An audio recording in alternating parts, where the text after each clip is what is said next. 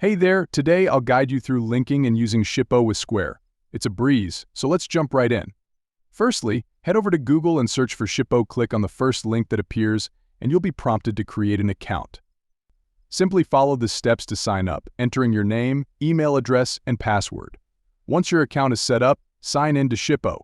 If you don't receive a notification to add a store, no worries. Just click on the settings icon and navigate to the stores option under the business section. Here, you'll see any stores you've already added. To connect your Square account, click on Connect Store, then select Square. Follow the prompts to initiate the authentication flow. After a few seconds of loading, you'll be redirected to the Square website.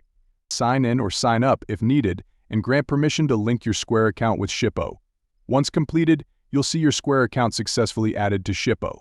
To confirm, check your connected stores. And there you have it. That's how you link and use Shippo with Square. I hope you found this video helpful.